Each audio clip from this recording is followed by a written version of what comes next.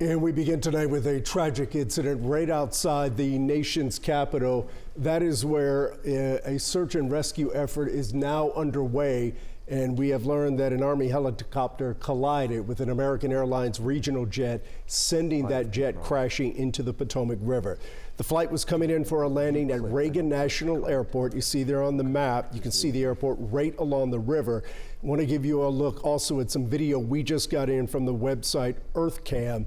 It shows that bright ball of fire right as the collision takes place over the airport's horizon. I want to get to Brittany Moncrief now, who has been tracking this story for the latest.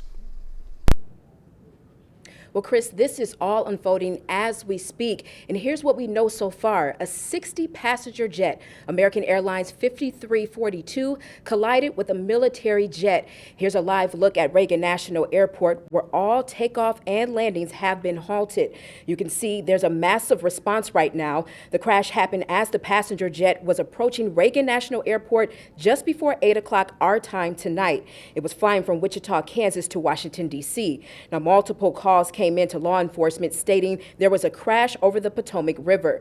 2 U.S. officials confirmed that the military helicopter was a U.S. Army Blackhawk helicopter. We're told the American Airlines jet is a Canadian regional jet. Now, both local and federal law enforcement agencies are working to save as many lives as possible, and they have crews on the river for rescue. The NTSB, FAA, and Canadian Regional Jet are joining American Airlines at that crash site.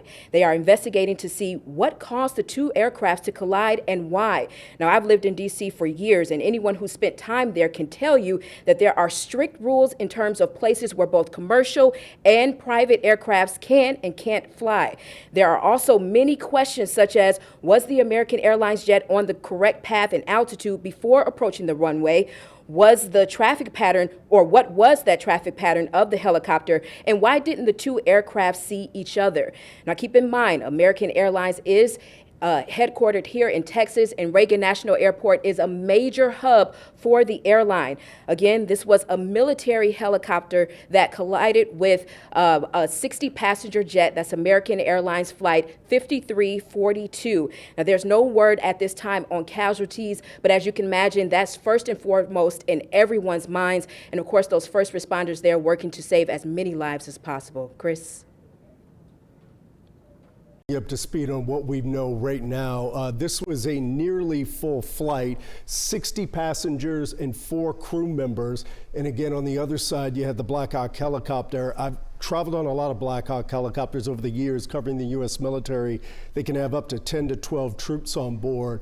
But I'm being told by one of my former colleagues at the Pentagon that this Blackhawk was carrying 3 people, a crew of 3, all U.S. military. There were no VIPs on board. Because of the nature of this airspace, the Blackhawks are often used to ferry very important government officials from one place to another. It could be from the Pentagon, the White House, congressional leaders and such. But I'm told that this particular Blackhawk had a crew of 3, all U.S. military members. In terms of the crash itself, the airport now is shut down. No flights are being allowed in or out. This is one of the most controlled airspaces in the entire country. Having lived there just a few miles from the airport for so many years, it was not unusual to see helicopters and airplanes crisscrossing the sky at any given moment of the day or night. As for the crash itself, the Potomac itself isn't very deep, maybe 24 feet at some points, but it is extremely cold right now. Some of the buoys there were reporting that the water temperature tonight was about 37 degrees. And at that temperature, that only gives human beings about, anywhere up 10 to 12 minutes before they would start to experience severe hypothermia.